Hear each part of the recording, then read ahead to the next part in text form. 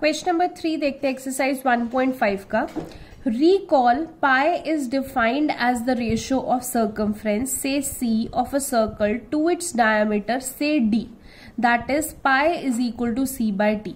देखिए जो पाई होता है हम उसको कभी डिफाइन करते हैं, पाई की कभी डेफिनेशन देखेंगे तो पाई की डेफिनेशन होती है कि वो रेशो है किसका, सर्कमफ्रेंस ऑफ अ सर्कल और उसके डायमीटर का। बेसिकली ये डेफिनेशन होती है। तो अगर सर्कमफ्रेंस को वो कह रहे हैं कि हम C मानते हैं और डायमीटर को हम D मानते हैं, तो पाई तो ऐसे होना चाहिए कि पाई C बाय D होगा, ratio of circumference to its diameter. अब अगर पाई C बाय D है, this seems to contradict the fact that pi is irrational. How will you resolve this contradiction? तो वो कह रहे हैं कि अगर ये C बाई डी फॉर्म में आ रहा है, मतलब ये तो फ्रैक्शन फॉर्म में आ रहा है जैसे कि P बाई क्यू फॉर्म में होता है। अगर ये फ्रैक्शन फॉर्म में आ रहा है तो ये तो रैशनल नंबर होना चाहिए, बट हम कहते हैं कि पाई तो इरैशनल नंबर है। तो ये कॉन्ट्रडिक्शन आप कैसे रिजॉल्व करोगे? ठीक है, तो देखिए ये इसलिए पाई जो है वो इरैशनल होता है, चाहे वो C बाई डी फॉर्म में भी आ रहा है, फ्रैक्शनल फॉर्म में भी आ रहा है, स्टिल पाई इरैशनल होगा। क्यों? क्योंकि जब भी हम किसी चीज को मेजर करते हैं तो हम उसकी अप्रोक्सीमेट वैल्यू मेजर करते हैं, चाहे हम स्केल से मेजर करें चाहे किसी डिवाइस से मेजर करें, क्योंकि there is always a scope for error. तो हमेशा कहीं ना कहीं एरर हो सकता है, चाहे आप डिवाइस से मेजर कर रहे हैं चाहे आप स्केल से। तो हम उसको मान के चलते हैं। हम लिखते तो हैं कि अच्छा ये लाइन सेगमेंट 2 सेंटीमीटर की है, वो हम लिखते हैं बिकॉज हमें मैथ्स करना है, हमें उन चीजों को सॉल्व करना है। तो हम अप्रोक्सीमेट वैल्यू लेते रहेंगे तो सॉल्व नहीं कर सकते। बट एक्चुअल में क्या जो हमने 2 सेंटीमीटर मेजर किया, हम बिल्कुल कह सकते हैं कि यस वो 2 सेंटीमीटर ही है? नहीं, जरूरी नहीं है, क्योंकि हमेशा एरर हो सकता है, आपके डिवाइस में एरर हो सकता है, आपके करने में एरर हो सकता है। तो 2 सेंटीमीटर पूरा नहीं होगा। इसीलिए जब आपको बोलते हैं कि अगर हमने सर्कमफ्रेंस मेजर किया, अगर हमने सर्कमफ्रेंस मतलब लेंथ देखी सर्कल की, ठीक है, कि कितना है, तो वो भी हम मेजर करने में गलती कर सकते हैं। हम डायमीटर देखें तो वो भी, चाहे वो हम गलती करें, ह्यूमन एरर हो या फिर वो मशीन एरर हो जिससे आप मेजर कर रहे हैं, बट गलती होती है। इसीलिए अगर साइंटिफिक भाषा में कहें तो हम हमेशा अप्रोक्सीमेट वैल्यू मेजर करते हैं, हम एग्जैक्ट वैल्यू मेजर नहीं करते हैं। ठीक है, so when we measure the length of a line with a scale और with any device we get only approximate value. तो अप्रोक्सीमेट वैल्यू होती है, तो मतलब मैं कहूंगी कि C भी एक अप्रोक्सीमेट वैल्यू थी, D भी एक अप्रोक्सीमेट वैल्यू है। तो C and D both are irrational, क्योंकि अप्रोक्सीमेट वैल्यू है, बहुत पॉइंट्स में जा सकती है, नॉन टर्मिनेटिंग हो सकती है, तो दोनों तो इरैशनल ही होंगे बिकॉज हम अप्रोक्सीमेट वैल्यू ले रहे हैं। तो C बाय D अगर हम करेंगे तो इरैशनल ही आएगा, क्योंकि अप्रोक्सीमेट वैल्यूज को अगर हम डिवाइड करेंगे जो कि डेसिमल वैल्यूज की फॉर्म में आती है, ऐसे लिखते हैं अप्रोक्सीमेट 4.7678। ठीक है, तो हम इसको अप्रोक्सीमेट करके लिख देते हैं। अच्छा ये 4.7 हो गया, ठीक है, तो 4.7 हो गया, जरूरी थोड़ी वो 4.7 ही था, वो पता नहीं कितना था। ठीक है, तो इसीलिए हम बोलते हैं जब कोई ऐसी वैल्यूज को डिवाइड करेंगे जो कि बिल्कुल श्योर नहीं है, होल नंबर नहीं है, तो वो आंसर हमेशा इरैशनल आता है। तो अगर C बाय D इरैशनल है, इसीलिए क्या है, पाई भी इरैशनल है। So there is no contradiction in saying that pi is irrational. ठीक है, सो ये थोड़ा सा थ्योरेटिकल क्वेश्चन था, पेपर में वैसे बहुत ही कम आता है, बट एनसीईआरटी में तो मैंने आपको करवा दिया। क्वेश्चन नंबर 4 देखिए, ये आपको पेपर में काफी बार पूछ लेंगे। डेसिमल को आप रिप्रेजेंट कीजिए नंबर लाइन पे। ठीक है, अब आपके पास 2 तरीके के क्वेश्चन है नंबर लाइन पे। एक तो जैसे हमने पहले किया √5, √2, √3 वैसे आप कर सकते हैं, और एक होते हैं पॉइंट वाले। दोनों को करने का तरीका देखो अलग होता है।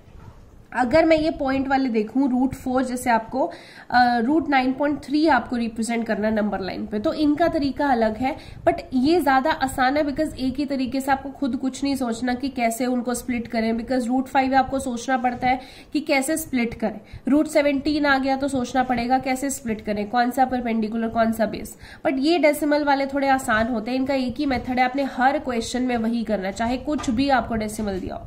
अब देखिए √9.3 है, तो ऐसे में आपने पहले क्या करना है, पहले 9.3 जो सेंटीमीटर की लाइन सेगमेंट बनानी है, यानी कि मैंने A से B लाइन सेगमेंट बनाई 9.3 सेंटीमीटर की। ठीक है, जितना दिया होगा उतने की आपने लाइन सेगमेंट बनानी है। अब बना ली, तो B से C मैंने आगे 1 सेंटीमीटर एक्सटेंड कर दिया। ठीक है, 9.3 यहां तक बनाए, 1 सेंटीमीटर एक्सटेंड कर दिया। अब जब आपने एक्सटेंड कर दिया तो अब मैंने क्या करना है, A से लेके C तक का परपेंडिकुलर बाइसेक्टर बनाना है। परपेंडिकुलर बाइसेक्टर कैसे बनाते हैं, आप कंपास लेते हैं, कंपास की गई पिन यहाँ पे रखेंगे, कंपास को हाफ से ज्यादा, ये आपको हाफ अप्रोक्सीमेटली लग रहा है, हाफ से ज्यादा खोलेंगे, यहाँ पे पिन रखेंगे, हाफ से ज्यादा खोलेंगे, एक आंख ऊपर एक आंख नीचे, तो यहाँ पे पिन रख के हाफ से ज्यादा खोल के एक इधर एक इधर, फिर सेम कंपास यहाँ रखेंगे बिना हिलाए, एक आंख ऊपर एक आंख नीचे, ये कट कर रही है, ये कट करिए, यहां से हमने डॉटेड लाइन सेगमेंट बना दी। ये जो कट कर रही है ये बेसिकली क्या है, परपेंडिकुलर बाइसेक्टर। तो ये आपका कहां पे आएगा, ओ पे आ जाएगा। ठीक है, मैं फिर से बता रही हूं परपेंडिकुलर बाइसेक्टर कैसे बनाना है। सी पॉइंट पे रखोगे, कंपास खोलोगे, इस लाइन सेगमेंट के हाफ से ज्यादा तक खोलोगे। ठीक है, यहां तक खोल दी तो ऊपर एक आंख लगाई, एक बार यही नीचे लगाई। सेम आप यहां पे रखोगे, बिना कंपास हिलाए, इस आंख को इधर कट करोगे, इस आंख को इधर कट करोगे। ठीक है, तो आपने ये बना दिया, ये आपका परपेंडिकुलर बाइसेक्टर हो गया। अब जब परपेंडिकुलर बाइसेक्टर बन गया है तो आप ओ पॉइंट पे रखोगे पिन कंपास की और सी तक खोलोगे, यहां पे रख के सी तक खोला आपने, इतना खोल दिया। अब आपने सेमी सर्कल बनाना है, तो ये जो आपका सेमी सर्कल है ये ऐसे ही बना है, तो ये सेमी सर्कल एग्जैक्ट आपको ए पे कट करेगा। ठीक है, आप ओ पे रख के ए तक भी ऐसे करके पिन खोल सकते हैं और इधर से भी सेमी सर्कल बना सकते हैं। तो ये आपने सेमी सर्कल बना दिया। जब आपका सेमी सर्कल बन गया है तो आपने बी पे क्या करना है, 90 डिग्री बनाना है। 90 डिग्री मैंने आपको बनाना सिखाया था। आंख लगाओगे, यहां से इधर कट करोगे, यहां से इधर, फिर इन दोनों से इधर कट करोगे। ये आपका 90 डिग्री का डॉटेड बनाना है। ये जहां पे इस सेमी सर्कल को कट करेगा ये पॉइंट आपका क्या होगा, डी। कट कर दिया, ये पॉइंट डी हो गया।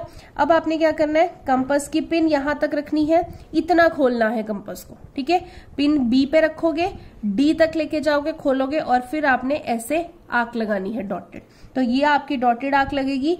इस लाइन को आप एक्सटेंड कर दोगे, फिर जहां पे ये कट करेगी वो पॉइंट एग्जैक्टली आपका 9.3 सेंटीमीटर है। ठीक है, आई होप आपको समझ में आया हो। ये क्वेश्चन और अच्छे से समझ में आए इसलिए आपको होमवर्क भी मैं क्वेश्चन दे रही हूं।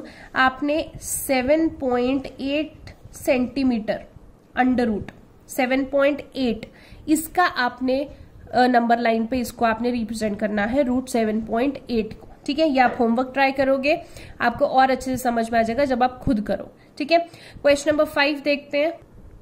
क्वेश्चन नंबर 5 में आपको बोला है rationalize the denominator of the following. अब देखो, जब मैंने आपको पॉलिनोमियल करवाया था तो उसमें 1-2 क्वेश्चंस में आपको रैशनलाइजेशन मैंने बताई थी। बेसिकली रैशनलाइजेशन कॉन्सेप्ट जो है वो नंबर सिस्टम का कॉन्सेप्ट है। ठीक है, तो इस चैप्टर में हम डिटेल में करेंगे रैशनलाइजेशन कैसे होती है। आपकी एनसीईआरटी में बहुत ही सिंपल से क्वेश्चंस दिए हुए हैं रैशनलाइजेशन के, पेपर में इतने सिंपल नहीं आते हैं, पेपर में थोड़े से इनसे अपर लेवल के आते हैं। वो मैं आपको जैसे ये चैप्टर एनसीईआरटी खत्म होती है मैं एक्स्ट्रा क्वेश्चंस करवाती हूँ, तो एक्स्ट्रा क्वेश्चंस में आपके वो कवर हो जाएंगे, नो नीड टू वरी। तो अभी पहले बेसिक देख लेते हैं रैशनलाइजेशन का क्या है। रैशनलाइजेशन का अगर मैं फर्स्ट क्वेश्चन देखूं, आपको 1/√7 बोला हुआ है। अब आपको कैसे पता चलेगा कि रैशनलाइजेशन कब करनी है, वो ऐसे पता चलेगा अगर आपके डिनोमिनेटर में रूट है तो मतलब आप ऐसे ही सॉल्व नहीं कर सकते हो, आप उसको रैशनलाइज करोगे तो जाके आपका सॉल्व होगा। तो अगर मेरा यहाँ पे 1/√7 है, ठीक है, तो 1/√7 को रैशनलाइजेशन करने के लिए मैं क्या करूंगी, नीचे सिर्फ एक ही रूट है तो मैं उसी रूट से मल्टीप्लाई एंड डिवाइड कर दूंगी। ठीक है, तो यहाँ पे √7/√7 करूंगी, तो 1 × √7 इज √7, √7 × √7, रूट तो कैंसिल हो जाएगा बिकॉज √7 × √7 क्या होता है, √7 का स्क्वायर, स्क्वायर से रूट कैंसिल हो जाता है तो क्या आ गया, सिर्फ 7। ठीक है, तो अब डिनोमिनेटर से रूट हट गया, मतलब आपका सॉल्व हो चुका है। सेकेंड पार्ट देखते हैं, 1/√7 माइनस √6। अब डिनोमिनेटर में आपके पास 2 रूट हैं, उनके बीच में नेगेटिव साइन है, तो जब ऐसा आ जाता है कि बीच में साइन आता है, आपने क्या करना है, इनके उल्टे साइन से मल्टीप्लाई एंड डिवाइड करना है। यानी कि 1/√7 माइनस √6 था, इसको मल्टीप्लाई करेंगे किससे, √7 प्लस √6 से, इधर भी √7 प्लस √6 से, जो भी इधर साइन होगा उसके ऑपोजिट साइन से मल्टीप्लाई एंड डिवाइड। ठीक है, अब 1 × √7 √7, 1 × √6 √6। डिनोमिनेटर देखिए, मैंने आपको पॉलिनोमियल में भी समझाया था कि यूजुअली आपका फॉर्मूला बन रहा होता है a² माइनस b²। इसमें भी आप देखिए तो ये a माइनस b, ये a प्लस बी, तो a minus B into A plus B क्या हो जाएगा, a² माइनस b²। a की वैल्यू √7, b की वैल्यू √6। ऊपर क्या है आपका √7 प्लस √6 लिख दिया, नीचे √7 का स्क्वायर 7 माइनस √6 का स्क्वायर 6, तो √7 प्लस √6, नीचे 7 माइनस 6 तो 1 ही होता है, अगर इसके नीचे 1 नहीं भी लिखेंगे तो चलेगा। अब देखिए डिनोमिनेटर से तो रूट बिल्कुल हट चुका है, इट मींस आपका सॉल्व हो चुका है। थर्ड पार्ट देखिए 1/√5 प्लस √2। अब फिर से रैशनलाइजेशन करना है, मतलब डिनोमिनेटर का जो साइन है उसके ऑपोजिट साइन से मल्टीप्लाई एंड डिवाइड। तो 1 किससे करेंगे, 1/√5 प्लस √2 दिया हुआ है, तो आप √5 माइनस √2 अपॉन √5 माइनस √2 से करोगे। 1 into √5 is √5, 1 into minus √2 is minus √2। नीचे a प्लस b और a माइनस b दोनों को मल्टीप्लाई करेंगे तो a का स्क्वायर माइनस b का स्क्वायर, a की वैल्यू √5, b की वैल्यू √2। अब सॉल्व करेंगे, √5 माइनस √2 ये तो सब्ट्रैक्ट नहीं हो सकते, इनको सब्ट्रैक्ट करके √3 मत लिख देना, these are not like terms. तो √5 माइनस √2 लिख दिया, नीचे √5 का स्क्वायर इज 5 माइनस √2 का स्क्वायर इज 2, तो √5 माइनस √2 लिख दिया, नीचे 5 माइनस 2 इज 3। अब डिनोमिनेटर से आपका रूट जा चुका है और फर्दर सॉल्व नहीं हो सकता, ठीक है। फोर्थ पार्ट, लास्ट पार्ट देख लेते हैं, 1/√7 माइनस 2। अब फिर से डिनोमिनेटर के ऑपोजिट साइन से मल्टीप्लाई एंड डिवाइड करेंगे, तो √7 प्लस 2 एंड √7 प्लस 2 से मल्टीप्लाई एंड डिवाइड कर दिया। फिर से 1 इंटू √7, √7 1 इंटू 2 इज 2, नीचे a minus b, a plus b, तो क्या हो जाएगा a square minus b square, यानी कि √7 का स्क्वायर माइनस 2 का स्क्वायर। तो √7 प्लस 2 इधर लिख दिया, √7 का स्क्वायर इज 7 माइनस 2 का स्क्वायर इज 4, तो √7 प्लस 2 लिख दिया, 7 माइनस 4 इज 3।